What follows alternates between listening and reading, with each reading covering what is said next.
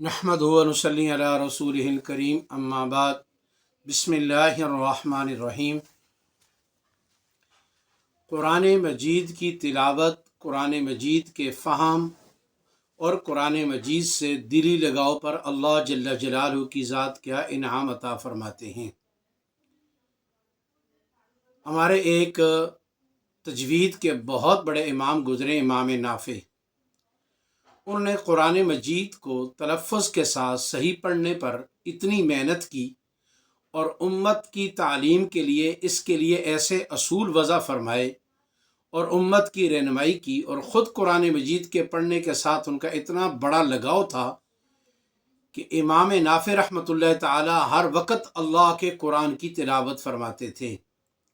ایک دن نبی کریم صلی اللہ علیہ وسلم نے خواب میں امام نافع رحمہ اللہ سے فرمایا، نافع ذرا مجھے قرآن سنائیے۔ امام نافع نے رسول پاک صلی اللہ علیہ وسلم کو خواب میں قرآن سنایا۔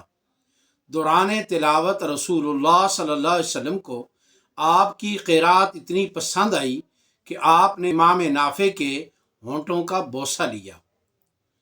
جب صبح ہوئی تو امام نافع کے ہونٹوں سے خوشبو جاری تھی۔ اس کے بعد اس دن سے لے کے مرتے دم تک امام نافع رحمۃ اللہ تعالیٰ کے ہونٹوں سے ہمیشہ خوشبو جاری رہی۔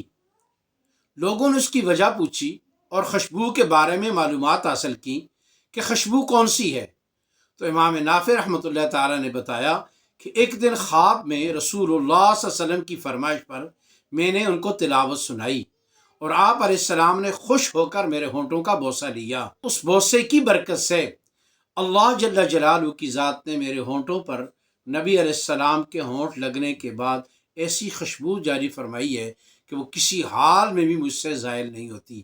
یہ اللہ کا انعام تھا ایک قرآن کے پڑھنے پر اور قرآن مجید کے ساتھ والہانہ عشق پر۔ اللہ جل جلالہ کی ذات یہ عشق اور محبت ہمیں بھی نصیب فرمائے۔ وآخر دعوانا ان الحمد للہ رب العالمین۔